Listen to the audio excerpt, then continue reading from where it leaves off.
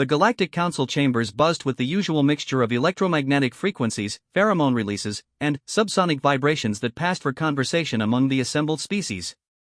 Ambassador Zexthera of the Vorthan Empire adjusted her crystalline breathing apparatus as she reviewed the latest intelligence reports on her holographic display. The data streams painted a picture of a primitive species from the outer rim that had somehow managed to achieve basic space travel. "Humans," she muttered, the translator rendering her disdainful tone perfectly in 17 different languages simultaneously. The word itself sounded crude, like most things associated with the barbaric creatures from the third planet of an unremarkable yellow star. Across the circular chamber, Ambassador Krelnos of the Zentorian Federation was examining the same reports with his compound optical sensors. His chitinous exoskeleton clicked rhythmically as he processed the information, a sign of either amusement or contempt among his kind. Today, it was definitely contempt. "Have you seen their so-called weapons technology?" Krelnos transmitted through the neural link network that connected all council members. "They still use chemical propellants to launch metallic projectiles. It's almost quaint." The transmission sparked a wave of what could only be described as cosmic laughter throughout the chamber. The ethereal collective's representatives, beings of pure energy who existed in specialized containment fields, pulsed with colors that indicated extreme mirth. Even the stoic rock beings of Granite Prime seemed to rumble with amusement, their massive forms shifting slightly in what passed for chuckles among their species. Supreme Chancellor Voidheart, a being whose species had transcended physical form millennia ago, materialized his consciousness into a shimmering holographic projection at the center of the chamber. His voice, when it came, resonated through every frequency known to science and several that weren't. "We have received a formal request for membership in the Galactic Council from this human species," Voidheart announced. "They claim to have achieved faster than light travel and demonstrate what they call advanced weapons technology. I believe a demonstration is in order." The chamber fell silent except for the ambient hum of life support systems maintaining atmosphere for the dozen different species present.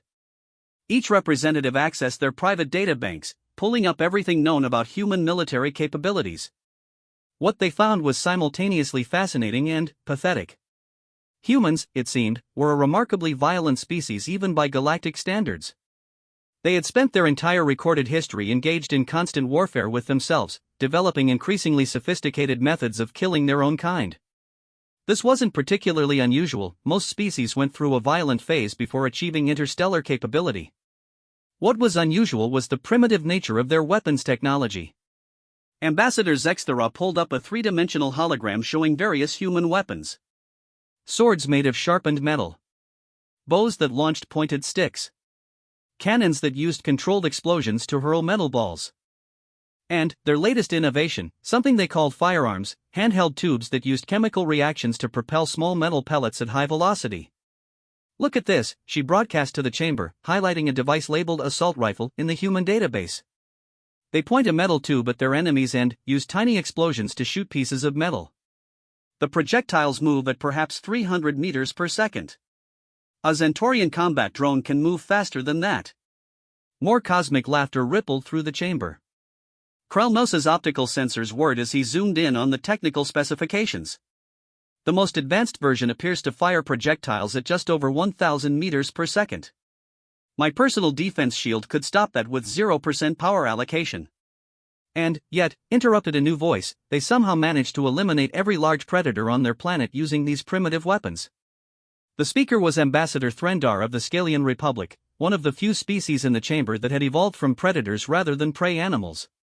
His serpentine form coiled thoughtfully as he studied the data. "Perhaps we should not dismiss them so quickly." Voidheart's projection flickered with what might have been interest.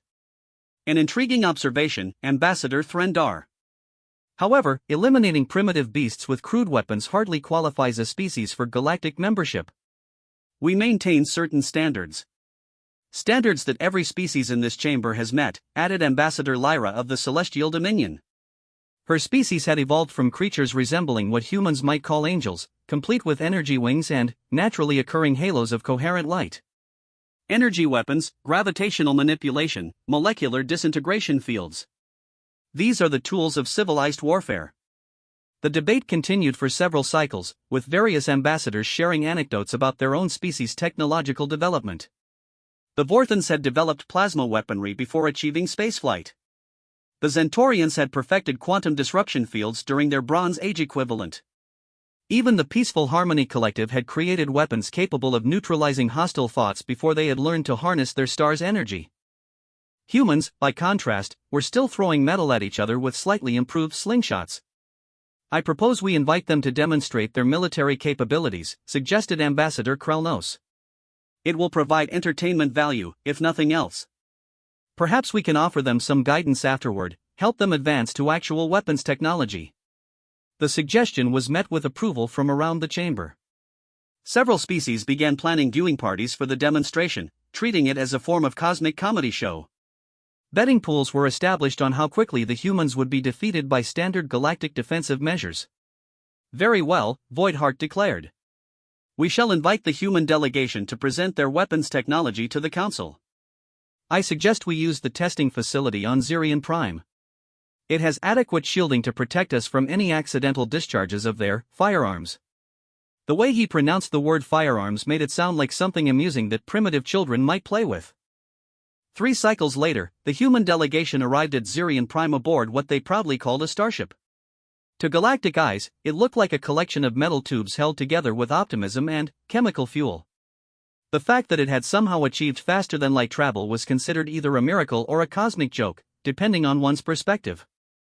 The human delegation consisted of 5 individuals, which struck the galactic representatives as remarkably small for such an important diplomatic mission. Most species would have sent hundreds of delegates, along with support staff, cultural advisors, and several backup negotiation teams. The leader of the human delegation introduced himself as General Marcus Rodriguez, a title that translated roughly to War Leader in Galactic Standard.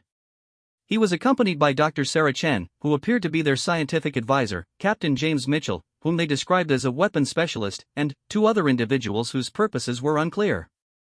What struck the galactic representatives immediately was how remarkably ordinary the humans appeared. They were bipedal, as were several other species, but lacked any obvious evolutionary advantages. No natural armor like the Centaurians, no energy manipulation capabilities like the Celestials, no enhanced physical capabilities that were immediately apparent. They seemed to be made of simple organic matter with no visible augmentations or technological integrations. "Welcome to Zirion Prime," Chancellor Voidheart's projection greeted them in the arrival chamber. "We look forward to your demonstration of human military technology." General Rodriguez stepped forward, his bearing suggesting confidence despite being surrounded by beings who could each probably destroy his entire species without significant effort. "Thank you for this opportunity, Chancellor. We're honored to present our capabilities to the Galactic Council." Dr. Chen activated a portable holographic projector, a device that was primitive by galactic standards but showed that humans had at least grasped basic principles of light manipulation. The hologram displayed what appeared to be a historical timeline of human weapons development. "Humanity has a long tradition of weapons innovation," she began, her voice carrying clearly through the universal translators. "From simple clubs and spears to our current small arms technology, we have continually refined our approach to armed conflict." The timeline showed the progression from stone tools to metal weapons to gunpowder-based firearms. To the galactic representatives, it looked like an incredibly slow evolutionary process. Most species had jumped from hand-to-hand combat to energy weapons within a few centuries of developing science. "Our current standard infantry weapon is the M47 assault rifle," Captain Mitchell announced, producing a device that looked exactly like what the galactic intelligence reports had described. It fires a 7.62mm projectile at approximately 850 meters per second with an effective range of 600 meters. Ambassador Zexthera's breathing apparatus made a sound that didn't translate but clearly conveyed amusement. 850 meters per second was slower than many cargo haulers move through normal space. "Most impressive," she said, her tone making it clear that she found it anything but impressive. "And this represents your most advanced personal weapons technology?" One of them, General Rodriguez replied. "We have a variety of weapons systems adapted for different tactical situations. Would you like to see a demonstration?" The galactic representatives exchanged what passed for glances among their various species. This was exactly what they had hoped for, an opportunity to see just how primitive human weapons really were when compared to galactic standards. "By all means," Chancellor Voidheart responded. "We have prepared a testing facility with appropriate targets and safety measures. I'm certain we will all find the demonstration educational." The testing facility on Zirion Prime had been designed to evaluate weapons capable of destroying planets. The walls were constructed from compressed neutronium held in quantum stasis fields. The target range extended for several hundred kilometers through artificially folded space. Energy-dampening fields could absorb the output of small stars, and gravitational anchors could contain the explosion of antimatter warheads. For testing human firearms, it was somewhat like using a supernova containment system to test a child's toy rocket. The galactic representatives arranged themselves in the observation area, which was protected by enough shielding to survive the heat death of the universe. They had brought various recording devices, scientific instruments, and, in some cases, friends and family who wanted to witness the amusing spectacle. Ambassador Krellnos had even brought refreshment pods filled with his favorite fermented algae paste. "This should be entertaining," he clicked to Ambassador Zexthera. "I wonder if their projectiles will even register on our instruments." In the testing area, Captain Mitchell was setting up what appeared to be a simple metal target about human-sized and shaped. The target was made of standard galactic materials, roughly equivalent to what most species used for basic training exercises. It could stop energy blasts that would vaporize mountains. "We'll begin with a standard demonstration," General Rodriguez announced. His voice carried clearly through the facility's communication system. "Captain Mitchell will engage the target with our standard assault rifle." The galactic representatives leaned forward with anticipation. Several had activated recording devices. Ambassador Lyra had begun composing what she intended to be a humorous report for her homeworld about primitive species and their quaint weapons. Captain Mitchell raised the M47 assault rifle to his shoulder and aimed down what the humans called iron sights, actual pieces of metal used for targeting. The fact that they still relied on visual aiming rather than quantum targeting systems drew amused comments from the observation area. "Ready to fire," Mitchell announced. "Proceed when ready," Chancellor Voidhart responded. Mitchell squeezed the trigger. The sound that followed was unlike anything any of the galactic representatives had expected. Instead of the barely audible pop they had anticipated from a chemical reaction, the discharge of the human weapon produced a sharp, violent crack that seemed to cut through the air itself.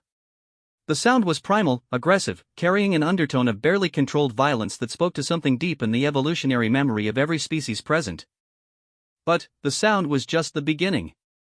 The projectile that emerged from the barrel of the human weapon was indeed a simple piece of metal, just as their intelligence reports had indicated. It was approximately 7.62 millimeters in diameter and weighed roughly 20 grams. By galactic standards, it was a primitive pellet that shouldn't have been capable of penetrating advanced shielding. The projectile struck the target. And went straight through it. Not around it, not absorbed by it, not deflected by it. Through it.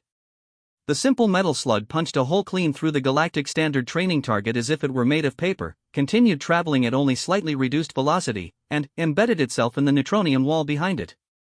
The embedded projectile, all 20 grams of it, was glowing white-hot from the impact. The observation area fell completely silent.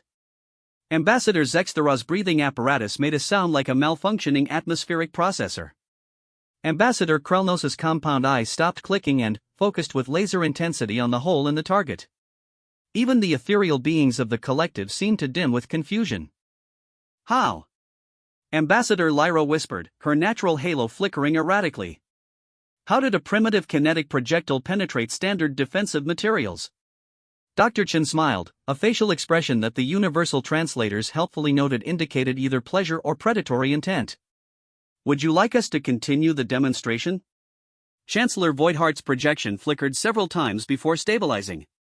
"Please do." Captain Mitchell fired again. And again. And again.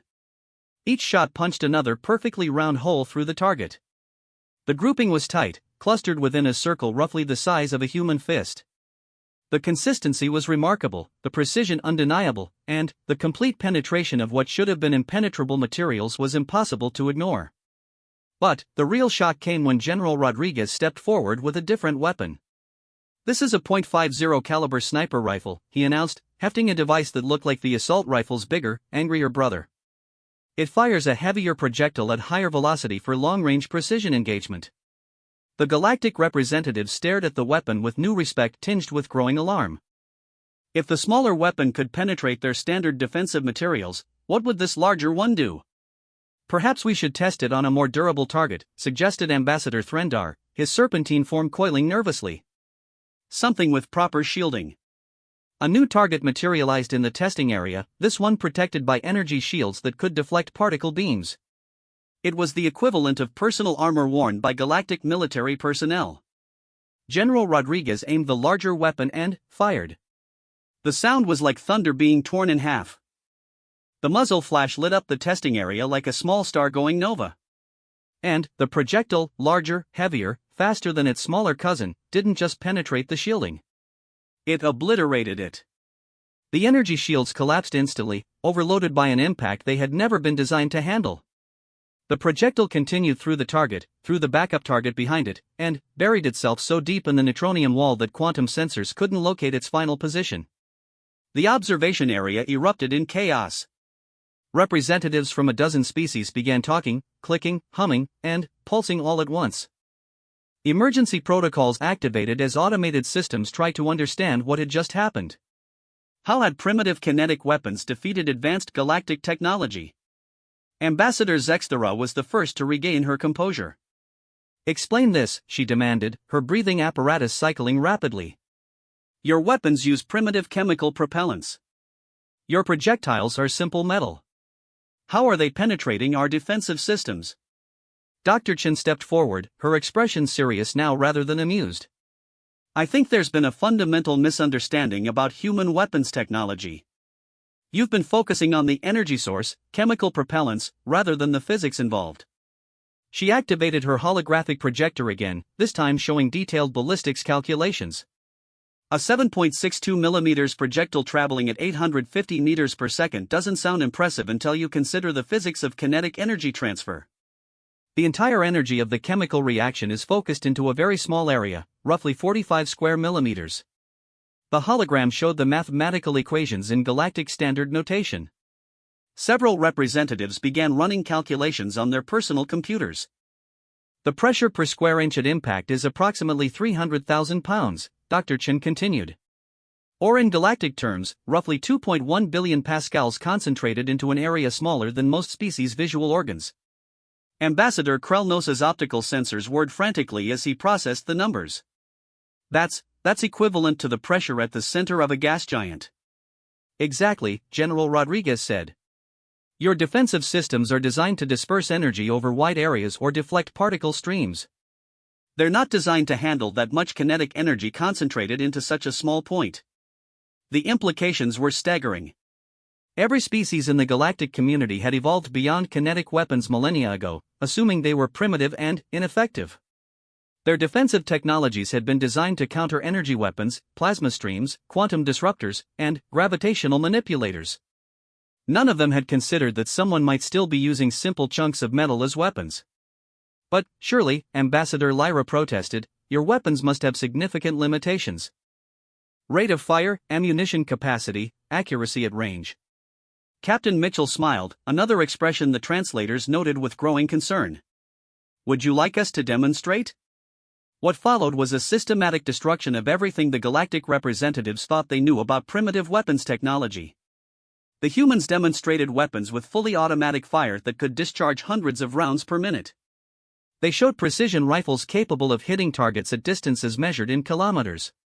They presented ammunition types designed for specific purposes, armor-piercing rounds that could penetrate even hardened targets, explosive rounds that detonated on impact, and incendiary rounds that burned through materials that shouldn't burn.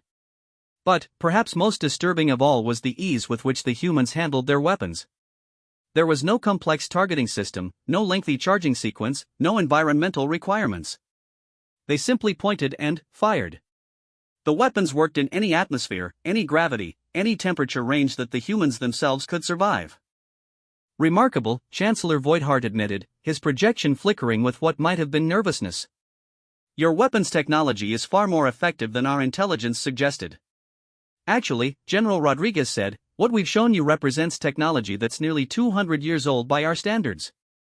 We've made significant improvements since then. The silence that followed this statement was deafening. Ambassador Zexthera found her voice first. Improvements? Dr. Chen nodded.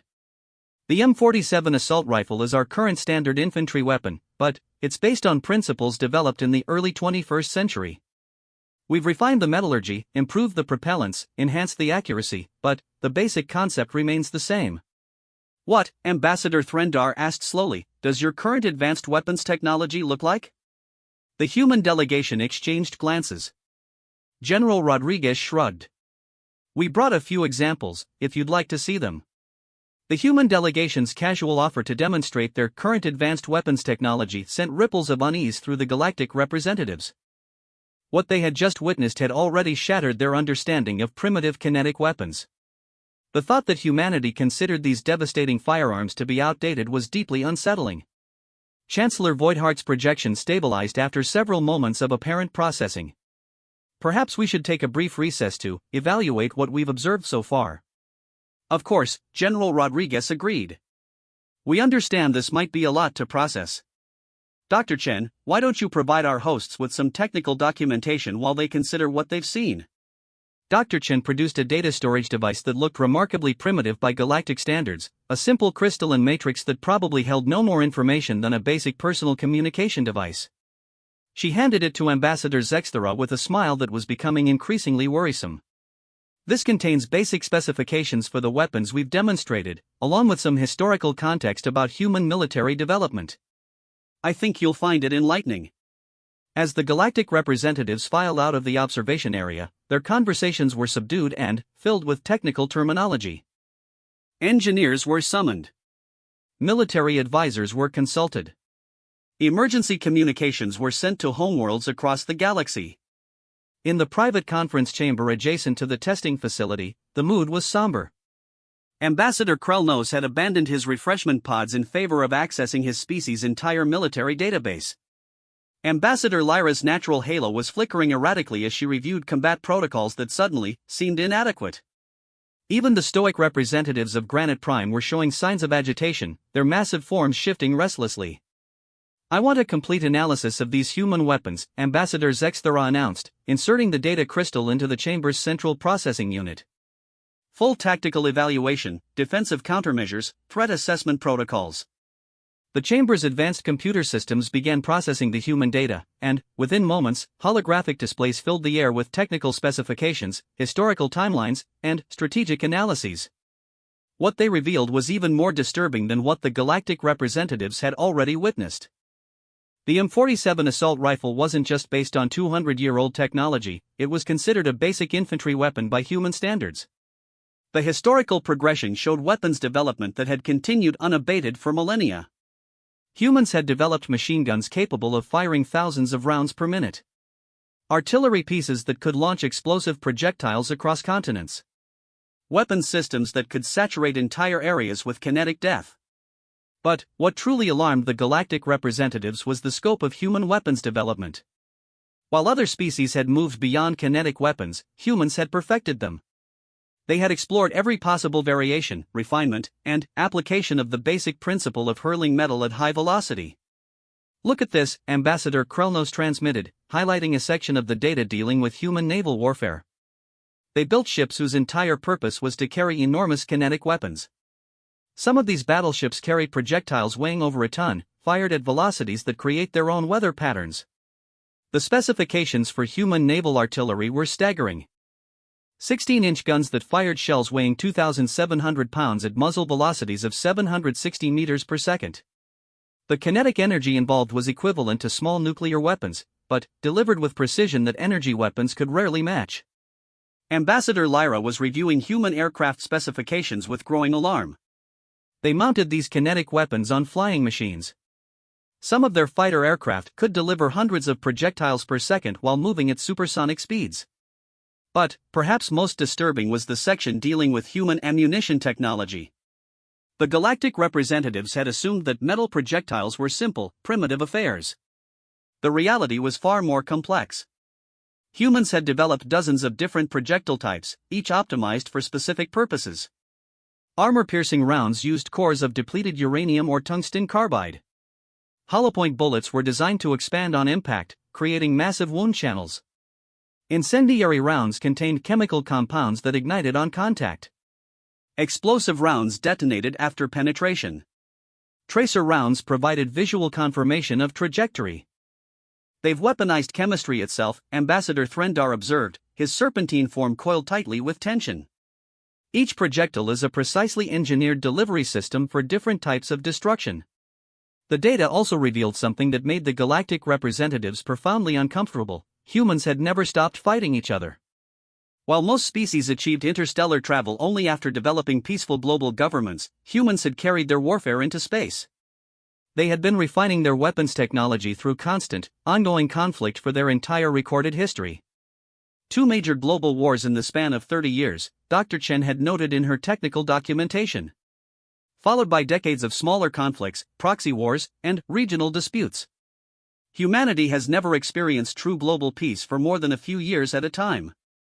This was unprecedented in galactic history. Species typically went through a violent phase during their development, but they grew out of it before achieving space travel. Humans appeared to have achieved interstellar capability while remaining fundamentally warlike. Chancellor Voidheart materialized his projection in the conference chamber, his form more subdued than usual. I have been reviewing the human data with our military specialists. The implications are concerning. Concerning? Ambassador Zexthara's breathing apparatus made a sound like escaping pressure. Chancellor, these humans have spent their entire civilization perfecting the art of killing each other with metal projectiles. They're not just primitive, they're primitively effective. Indeed, Voidheart agreed. Our defensive technologies are designed to counter the weapons we ourselves might use. Energy shields, particle deflectors, quantum disruptors. No one in the galactic community has needed to defend against kinetic weapons for millennia. The implication hung in the air like a toxic cloud.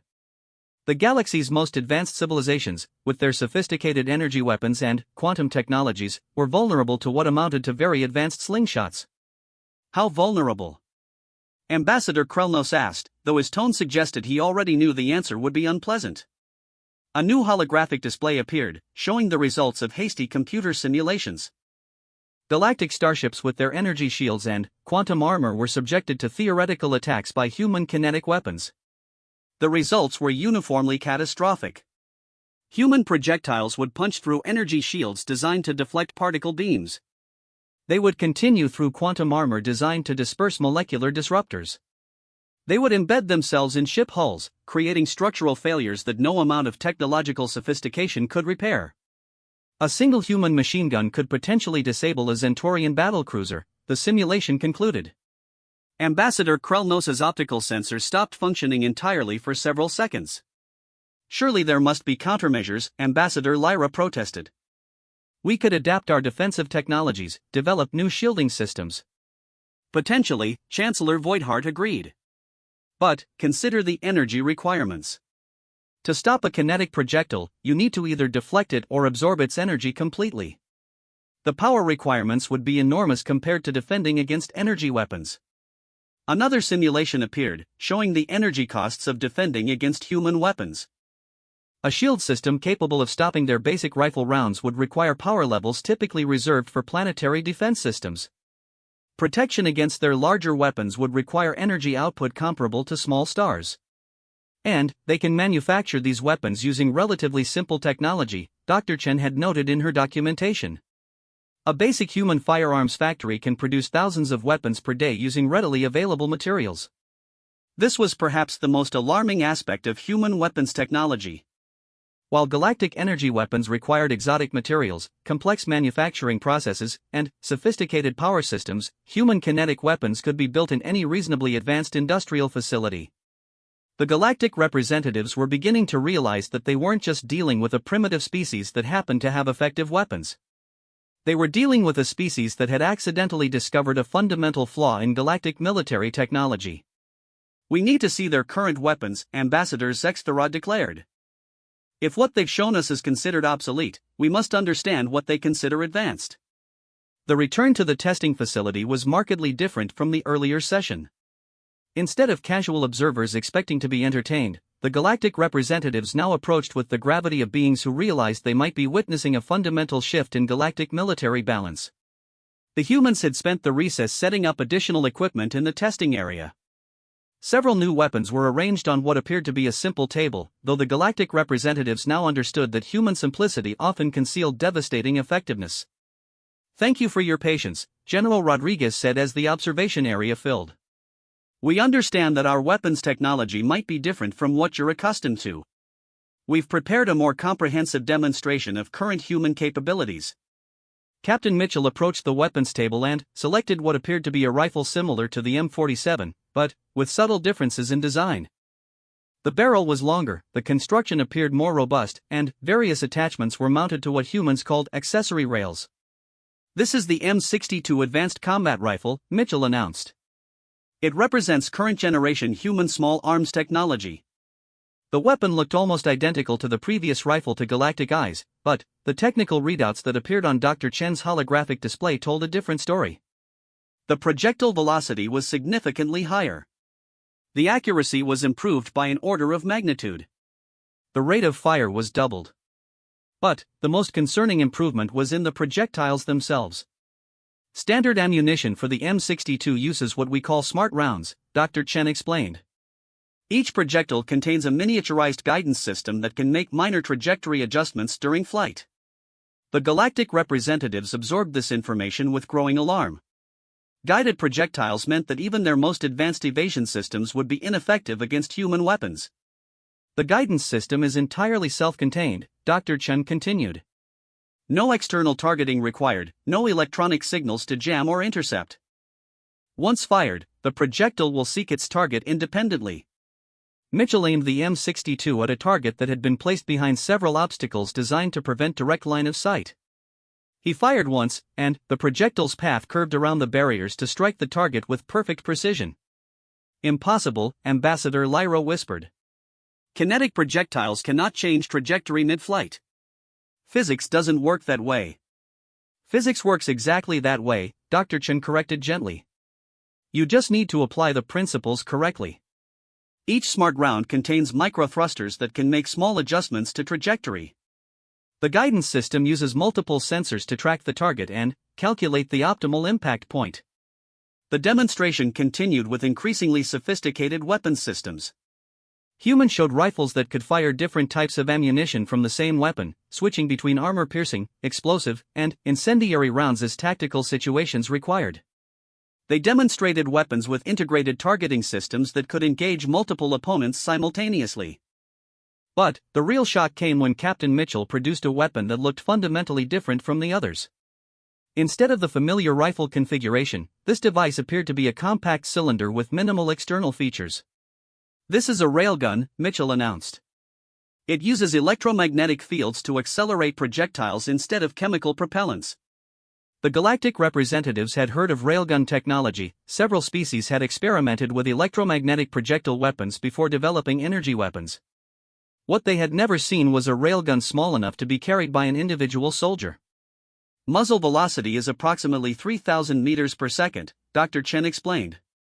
The projectile is a solid tungsten rod weighing 50 grams. Impact energy is roughly equivalent to being struck by a small meteor." The implications were staggering. Human energy weapons weren't energy weapons at all, they were kinetic weapons powered by electromagnetic fields instead of chemical reactions. The projectile velocity was 4 times higher than their chemical weapons, with correspondingly greater impact energy. Mitchell aimed the railgun at a target constructed from the same materials used in galactic capital ship armor. The weapon discharged with a sound like reality being torn in half, and the tungsten projectile didn't just penetrate the target, it vaporized it entirely. The observation area fell into stunned silence. "How miniaturized is your power source?" Ambassador Krelnos finally managed to ask. Dr. Chen smiled. "Would you like to see our power armor systems?" Before anyone could respond, 2 additional humans entered the testing area wearing what appeared to be bulky metallic suits. The powered armor systems were clearly technological marvels, but what alarmed the galactic representatives was what the armored humans were carrying. The weapons mounted on their power armor were larger versions of everything they had already seen. Multi-barreled systems that could fire thousands of rounds per minute. Shoulder-mounted units that could launch guided projectiles at targets beyond visual range.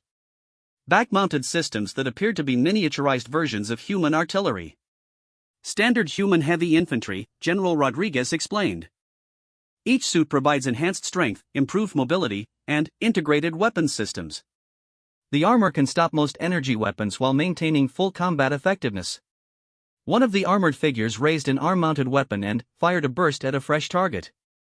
The projectile struck with such force that the target exploded into fragments, each piece traveling at velocities that would be dangerous to unarmored observers. The suit's power source can operate all systems continuously for 72 hours, Dr. Chen added. Nuclear microreactors provide essentially unlimited ammunition and sustained combat capability. Nuclear-powered infantry. The concept was so beyond galactic military thinking that several representatives required medical attention. Ambassador Threndar was the first to find his voice. You've built individual soldiers who can carry the firepower of a small starship. Actually, General Rodriguez corrected, these are our light infantry systems. Would you like to see our heavy combat units? The answer from every representative was a unanimous and emphatic no. But the demonstration wasn't over. Dr. Chen activated her holographic projector one final time, displaying what she described as representative examples of human heavy weapons systems. The images showed weapons that defied galactic understanding of scale and firepower. Artillery pieces that could fire projectiles across continents. Naval weapons that could engage targets beyond the horizon.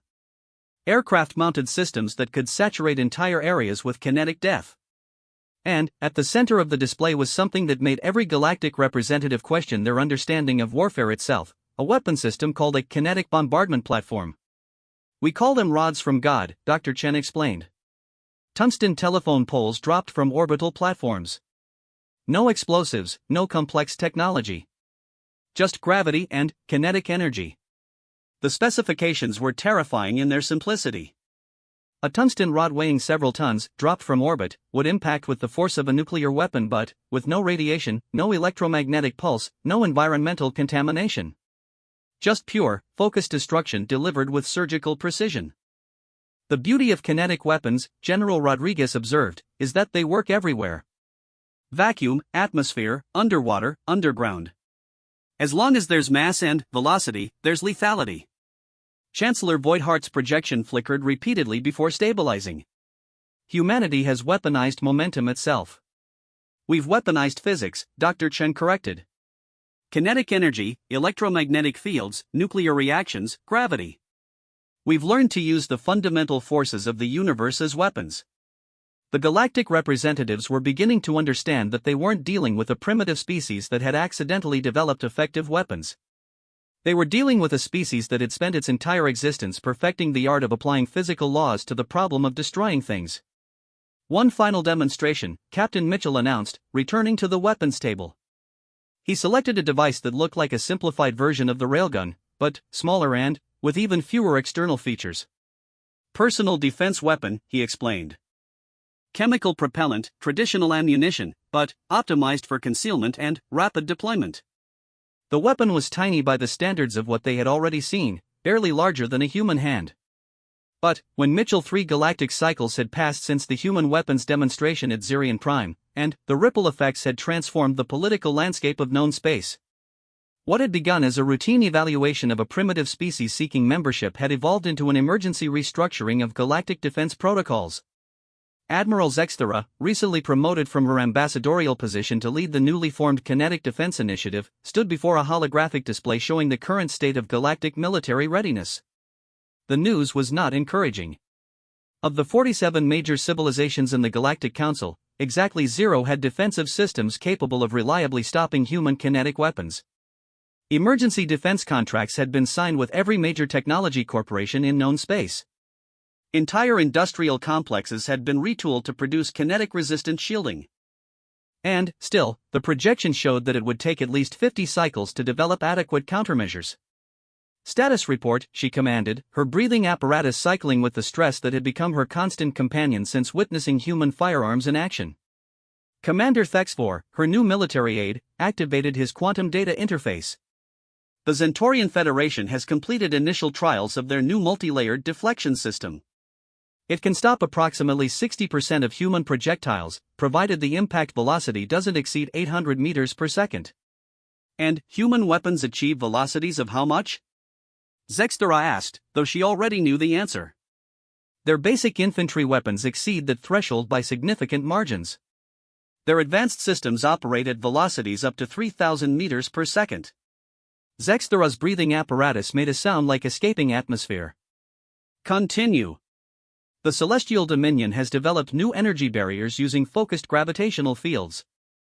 Initial tests show promise, but power requirements are substantial. How substantial? A personal shield capable of stopping human small arms would require the power output of a small star.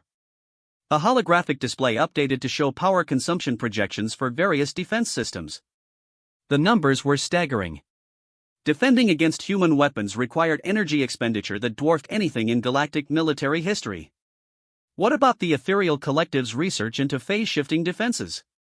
Commander Thexvor's optical sensors dimmed slightly. The preliminary results suggest that kinetic projectiles exist across multiple dimensional phases simultaneously. Phase shifting only affects their interaction with three-dimensional space, not their fundamental momentum. So even beings of pure energy cannot effectively defend against human weapons? Correct. The collective has formally requested emergency consultation with human physicists to understand the theoretical framework of kinetic interaction across dimensional boundaries. Zexthera absorbed this information with growing unease. The galaxy's most scientifically advanced species were seeking help from humans to understand basic physics. The irony was not lost on her. Admiral, Commander Thexfor continued, there have been developments in the human diplomatic situation. A new holographic display appeared, showing intelligence reports from various sectors. During the 3 cycles since the demonstration, human exploration ships had been encountered throughout the galaxy. Each contact had been peaceful, but the implications were disturbing. They're mapping our defensive installations, Zexthera realized. It appears so. Human vessels have conducted detailed scans of every major military facility, strategic resource depot, and population center within 50 parsecs of their space. They claim it's standard exploration protocol, but no species conducts that thorough a survey unless they're planning something, Zexthera finished. The reality was becoming clear. While the galactic civilizations had been frantically trying to develop defenses against human weapons, humanity had been quietly gathering intelligence on potential targets. The species that had just demonstrated the ability to defeat galactic military technology was now conducting what could only be described as reconnaissance operations. Have there been any hostile actions? None whatsoever.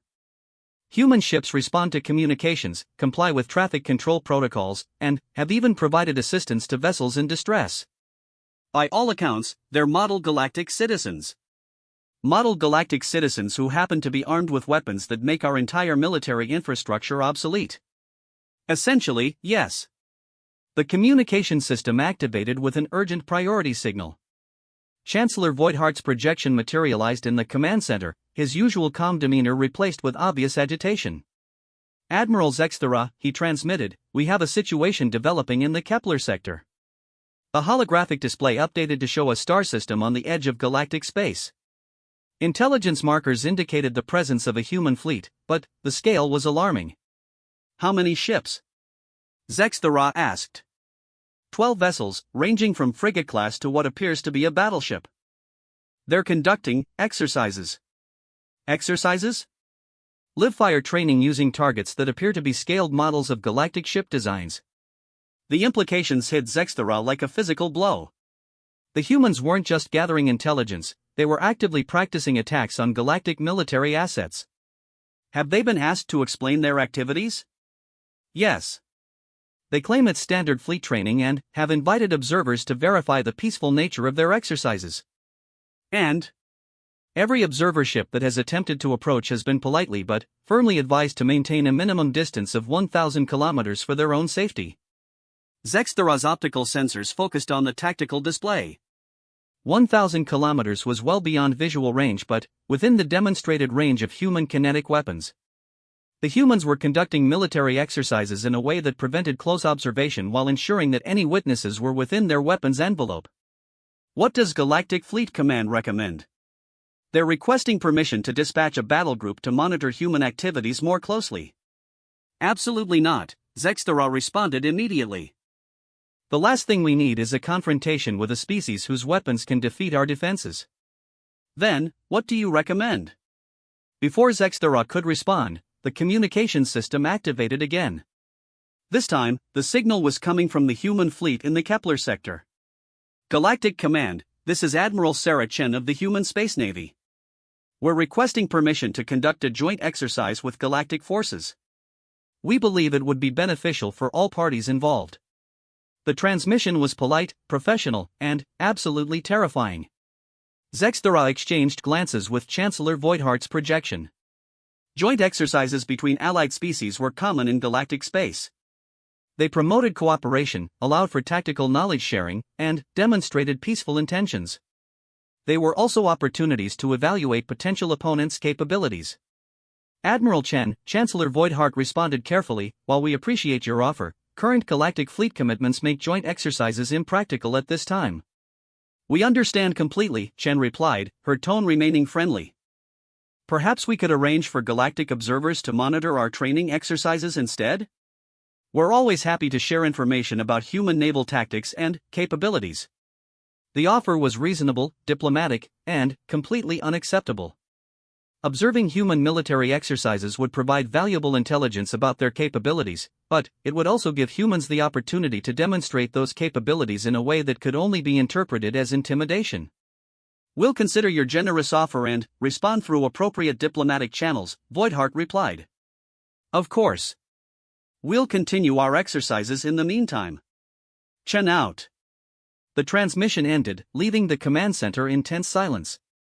They're not exactly being subtle, Commander Thexvor observed. They don't need to be subtle, Zexthera replied.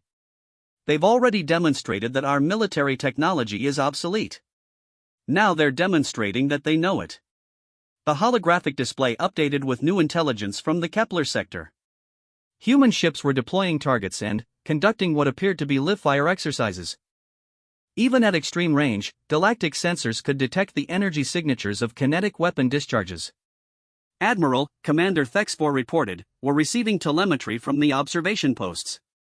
The humans are engaging targets at ranges exceeding 10,000 kilometers. Zexthera's breathing apparatus cycled rapidly. 10,000 kilometers was beyond the effective range of most galactic energy weapons.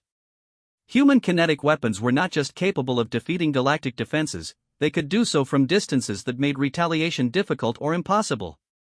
What size targets are they engaging? Various scales. Some appear to be frigate-sized, others match the profiles of galactic battlecruisers. Accuracy? Commander Thexvor paused before responding. 100% hit ratio across all target types. The command center fell silent except for the ambient hum of electronic systems. Human weapons were not just effective, they were perfectly accurate at ranges that exceeded galactic engagement parameters. Update our threat assessment, Zexthera ordered. Humanity is not a potential member species seeking membership. They are a military power conducting a demonstration of force. The realization changed everything. The friendly humans who had politely requested council membership and conducted seemingly innocent demonstrations were actually engaged in a complex military campaign. They had revealed the obsolescence of galactic defenses, mapped strategic targets throughout known space, and were now demonstrating their ability to engage galactic forces from ranges that made retaliation impossible. Should we alert the galactic fleet? Commander Thexvor asked. Alert them to what? That a species with superior weapons technology is conducting legal military exercises in uncontested space? Put that way, it doesn't sound particularly threatening. Exactly. The humans haven't violated any galactic laws, haven't made any threats, haven't taken any hostile actions. They've simply demonstrated that they could destroy our entire civilization if they chose to do so. The communication system activated with another priority transmission. This time, the signal was coming from multiple human ships throughout galactic space. Galactic Command, came a familiar voice, General Rodriguez from the original diplomatic mission. This is General Rodriguez of the Human Defense Force. We're requesting an emergency session of the Galactic Council to discuss humanity's membership application. Emergency session? Chancellor Voidhart's projection flickered with confusion. General, while we appreciate your enthusiasm, membership discussions typically follow established protocols that require several cycles to complete. We understand the normal process, Rodriguez replied, but circumstances have changed. We've received intelligence indicating potential threats to galactic security that require immediate attention. Zexthera felt her breathing apparatus constrict. What threats? We've detected evidence of hostile activity in the Outer Rim sectors. Ships of unknown origin conducting surveillance operations against galactic installations. We believe immediate action may be necessary. The implications were staggering. Not only were humans capable of defeating galactic defenses, they were claiming to have discovered external threats that required their protection. Can you provide details about these alleged threats? Voidheart asked. We prefer to present our findings to the full council, Rodriguez responded. However, we want to assure you that human forces are prepared to assist in galactic defense regardless of our membership status. That's very generous, Voidheart replied carefully, but the galactic fleet is capable of handling our own defense requirements. Of course, Rodriguez agreed. Though given recent developments in weapons technology, you might find human tactical expertise valuable. The statement hung in space like an unexploded weapon. Human tactical expertise in a galaxy whose military technology had just been rendered obsolete.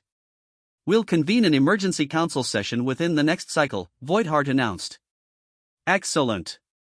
We look forward to productive discussions. The transmission ended, leaving the command center in contemplative silence. They've maneuvered us perfectly, Zexthera observed. They've demonstrated superior military capabilities, identified potential weaknesses in our defenses, mapped our strategic infrastructure, and now they're positioning themselves as necessary for galactic security. And they've done it all while maintaining perfect diplomatic protocol, Commander Thexfor added. Which means we can't accuse them of hostile intent without appearing paranoid and unreasonable. The holographic display updated with new intelligence reports. Human ships throughout galactic space were adjusting their positions, moving into what appeared to be protective formations around major population centers and strategic installations. They're deploying, Zexthera realized. Deploying to protect galactic assets, Commander Thexfor corrected. According to their transmissions, they're responding to potential external threats. Threats that only they have detected. Yes. Zexthera studied the deployment patterns with growing understanding. Human ships were positioning themselves at key strategic points throughout galactic space. If they chose to become hostile, they were already in position to strike at every major target simultaneously. But, if they maintained their current posture, they appeared to be protecting galactic civilization from unknown threats. Brilliant, she admitted grudgingly. They've achieved strategic control of galactic space while appearing to provide protection. What do we do? Zexthera considered their options, none of which were particularly appealing. They could demand that human ships withdraw, but that would mean rejecting offered protection from alleged threats. They could insist on galactic fleet protection for their own assets, but their fleets were demonstrably inferior to human capabilities. They could attempt to verify the external threats humans claim to have detected, but that would require trusting human intelligence. Or they could accept human protection and membership in the Galactic Council, essentially acknowledging human military supremacy while maintaining the illusion of galactic independence. We prepare for the emergency council session, she decided. And we pray that humanity's intentions are as peaceful as they claim. And if they're not? Zexthera looked at the tactical display showing human ships in position throughout galactic space, each one capable of defeating entire galactic fleets with weapons that their civilization couldn't defend against. Then, we learned to appreciate our new human protectors and hope they're benevolent conquerors. The emergency council session was scheduled for the following cycle, and Zexthera suspected it would be the most important diplomatic meeting in galactic history. The fate of every civilization in known space would be decided by how successfully they could negotiate with a species that held all the military advantages. As she left the command center, Zexthera found herself wondering if humanity had planned this entire scenario from the moment they first requested council membership. The timing, the demonstrations, the intelligence gathering, the strategic positioning, it was all too perfectly coordinated to be coincidental. Humanity had introduced themselves to the galaxy as a primitive species seeking membership. In reality, they were a military power executing a flawlessly planned campaign of peaceful conquest. And the most terrifying part was that they had accomplished it all while maintaining perfect diplomatic courtesy. The galaxy was about to discover what it meant to be protected by humanity. Whether that protection came with a price remained to be seen. The Grand Assembly Chamber of the Galactic Council had never hosted an emergency session under such extraordinary circumstances. Representatives from 47 major civilizations filled the massive spherical space, each delegation positioned according to ancient protocols that suddenly seemed quaint and inadequate. The usual background hum of diplomatic conversation was notably subdued, replaced by an atmosphere of barely controlled tension. Admiral Zexthera occupied the Vorthan Empire's traditional position in the chamber, her enhanced breathing apparatus working overtime to manage her stress levels. Around her, representatives from across the galaxy displayed various signs of unease that transcended species barriers. The Zentorian Federation's delegation clicked nervously. The Celestial Dominion's representatives flickered with irregular halos. Even the stoic rock beings of Granite Prime showed subtle signs of agitation in their crystalline formations. At the center of the chamber, Chancellor Voidheart's projection appeared more solid than usual, as if the gravity of the situation had somehow increased his quantum density. His announcement reached every delegation simultaneously through their respective communication systems. Fellow beings, we convene this emergency session to address humanity's request for expedited membership consideration and their claims regarding external threats to galactic security. The human delegation had been assigned a position that, under normal circumstances, would have been considered modest and appropriate for a new applicant species. Today, that position felt more like the eye of a diplomatic storm. General Rodriguez, Admiral Chen, Dr. Sarah Chen, and 2 additional humans sat calmly in chairs that looked remarkably ordinary compared to the exotic seating arrangements preferred by other species. Before we begin formal proceedings, Chancellor Voidheart continued, I believe it would be appropriate for the human delegation to present their evidence regarding these alleged external threats. General Rodriguez stood, his movement drawing the attention of every optical sensor, compound eye, and energy detection organ in the chamber. The casual confidence he displayed was either admirable courage or terrifying arrogance, depending on one's perspective. Thank you, Chancellor. Honored representatives, 3 cycles ago we shared our basic weapons technology with this assembly.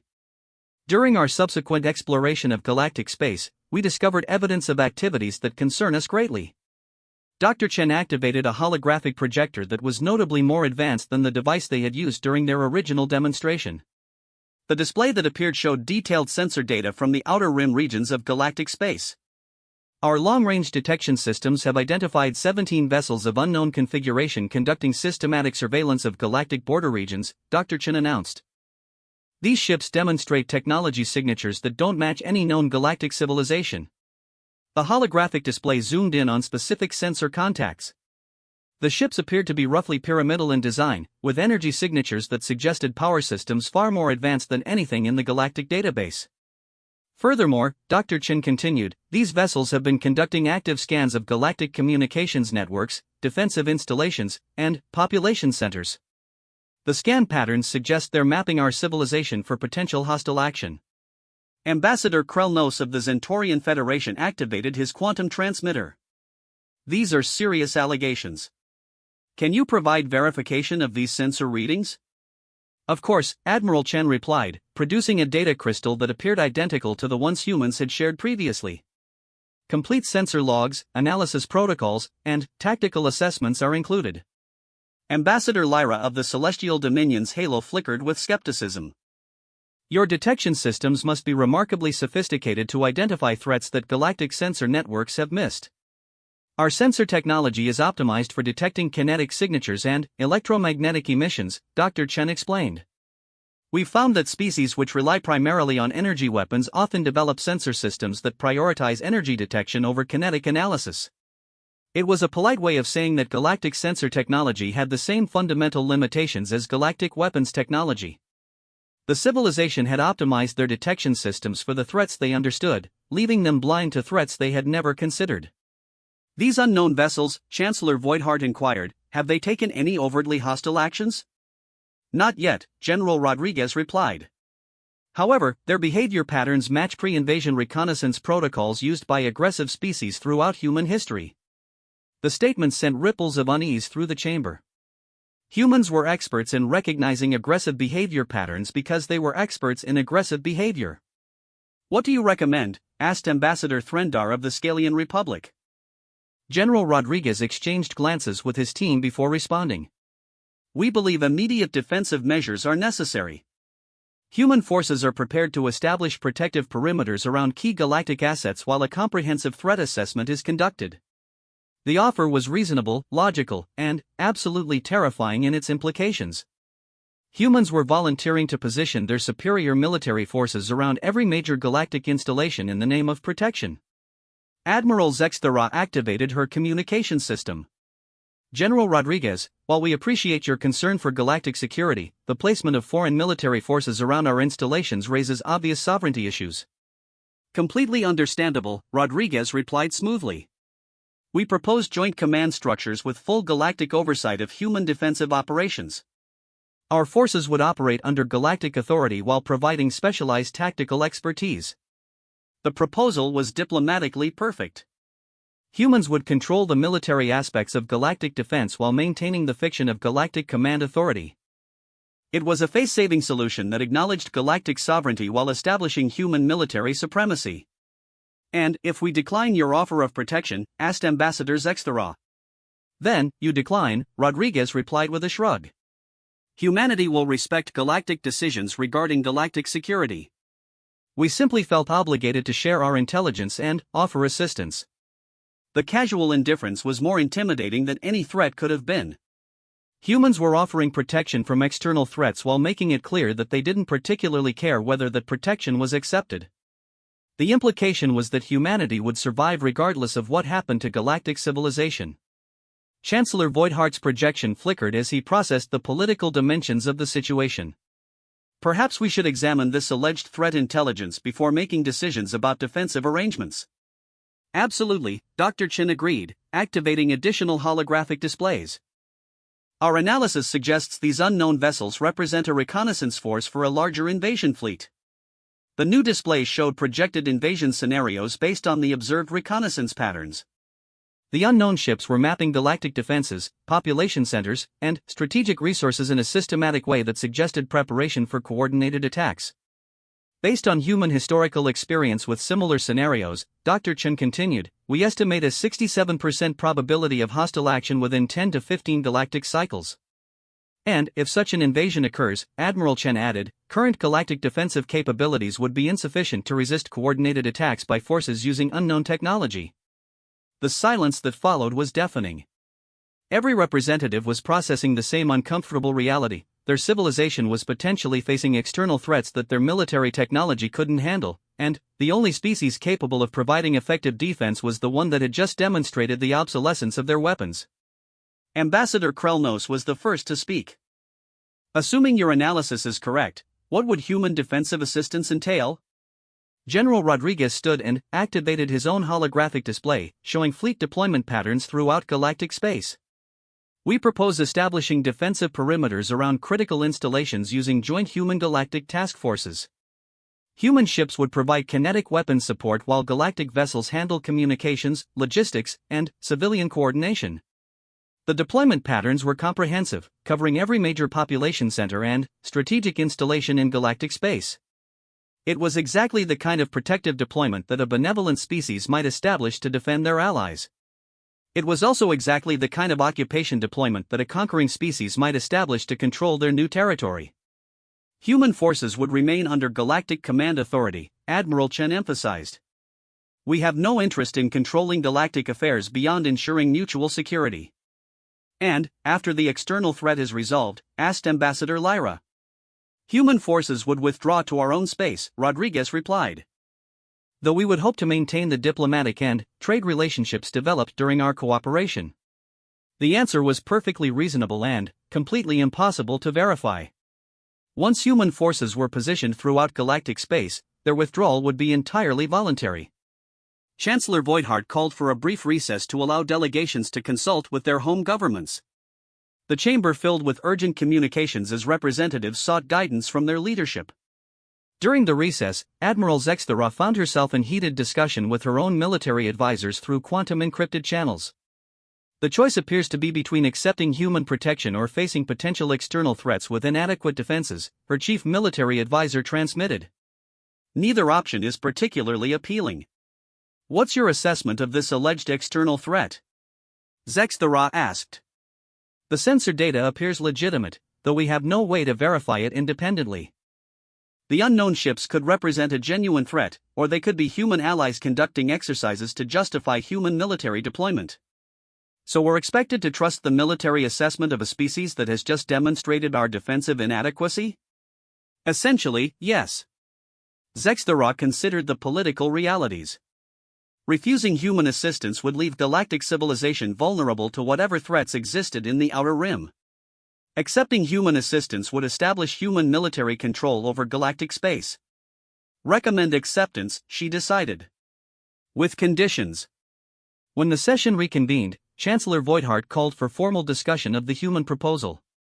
The debate that followed was careful, diplomatic, and utterly futile. Every delegation recognized the same basic fact: they were negotiating from a position of complete military inferiority. The Vorthan Empire supports the human proposal, Admiral Zexthera announced, with the stipulation that joint command structures include full transparency regarding human military operations. The Zentorian Federation concurs, Ambassador Krelnos added, provided that human forces operate under clearly defined rules of engagement. One by one, the galactic civilizations accepted human protection while attempting to establish conditions that would preserve their dignity and autonomy. The humans agreed to every stipulation with gracious diplomacy that made their military superiority even more obvious. Excellent, General Rodriguez concluded when the negotiations were complete. Human forces will begin defensive deployments immediately. We appreciate the trust you've placed in humanity. The formal vote on human membership in the Galactic Council was unanimous. Humanity was welcomed as the newest member of galactic civilization with full rights and privileges. They were also, by virtue of providing military protection to every other member species, the de facto military authority for the entire galaxy. As the session concluded and representatives began departing, Admiral Zexthera found herself reflecting on the masterful campaign humanity had executed. They had introduced themselves as a primitive species seeking membership, demonstrated the obsolescence of galactic military technology, positioned their forces throughout galactic space, and ultimately achieved political integration while maintaining military supremacy. And they had accomplished it all through perfect diplomatic courtesy. Admiral, Commander Thexfor transmitted privately, do you believe these external threats actually exist? Zexthera considered the question while watching human representatives shake hands with their new galactic colleagues. The humans displayed no signs of triumph or satisfaction, only professional competence and diplomatic courtesy. It doesn't matter, she realized. Whether the threats are real or manufactured, the result is the same. Humanity now controls galactic space. So we've been conquered? We've been protected, Zexthera corrected. The fact that protection and conquest can be indistinguishable doesn't change the diplomatic reality. Over the following cycles, human defensive deployments proceeded with remarkable efficiency. Human ships took up positions throughout galactic space, establishing protective perimeters that coincidentally provided control over every major strategic asset. Joint command structures were implemented that gave galactic representatives ceremonial authority while ensuring human tactical control. The external threats that had justified the deployments were monitored but never engaged. The unknown ships continued their surveillance activities in the Outer Rim regions, providing ongoing justification for human military presence. Galactic civilization continued functioning normally, with commerce, diplomacy, and cultural exchange proceeding as before. The only difference was that human warships were now visible in every star system, and human officers were integrated into every major military command structure. Trade relationships developed quickly, with human technology becoming increasingly integrated into galactic infrastructure. Human weapons remained restricted, but human defensive systems, sensors, and communications equipment became standard throughout galactic space. Within 20 cycles, it became difficult to imagine galactic civilization without human involvement. They had become essential for security, valuable for trade, and integrated into the political structure of the galaxy. And, still, the unknown ships continued their surveillance activities in the Outer Rim, providing ongoing justification for human protection. Admiral Zexthera, now serving as liaison between human and galactic military forces, had developed a professional relationship with General Rodriguez that bordered on friendship. During one of their regular briefings, she finally asked the question that had been troubling her. General, those unknown ships in the Outer Rim. Are they real? Rodriguez looked at her with an expression of mild confusion. Of course they're real. Our sensor data has been verified by multiple independent sources. I mean, are they actually a threat to galactic security? Rodriguez smiled, an expression that had become familiar but never entirely comfortable. Admiral, those ships represent exactly the threat level that justifies our current defensive posture. The answer was perfectly accurate and completely non-responsive. And if galactic civilization no longer required human protection? Then, we would withdraw to our own space and resume our normal activities, Rodriguez replied without hesitation. But the threats would conveniently continue to exist. Rodriguez's smile widened slightly. The universe is a dangerous place, Admiral. There are always threats that require vigilant defense. In that moment, Zexthera understood the true genius of humanity's approach. They hadn't conquered galactic civilization through force or intimidation. They had made themselves indispensable by providing protection from threats that would always exist at exactly the level necessary to justify human presence. It was protection racket elevated to an art form of interstellar diplomacy.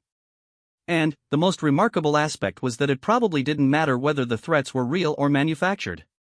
Human protection was effective either way, and galactic civilization was genuinely safer under human military oversight. You know, Zexthera said finally, I think I'm beginning to understand human military philosophy. Oh? Rodriguez asked with interest. The best victory is the one where your opponent thanks you for defeating them. Rodriguez's smile became genuinely warm. Admiral, I think you're going to fit in very well with human strategic thinking. As Zexthera left the briefing, she reflected on the new galactic reality. Humanity had achieved total strategic control through a campaign of benevolent conquest that left their subjects grateful for the privilege of being protected. It was probably the most human thing imaginable. The galaxy was now under the protection of a species that had spent its entire existence perfecting the art of warfare, and they had accomplished their conquest through acts of such perfect diplomacy that their victims had voted to thank them. In the end, the extraterrestrials who had scoffed at human firearms had learned the most important lesson of all: never underestimate a species that has turned conflict resolution into a science. Humanity had fired exactly one shot in their conquest of the galaxy. And it had been aimed at a target in a testing facility on Zirion Prime. Everything else had been accomplished through the threat of what might happen if they fired again.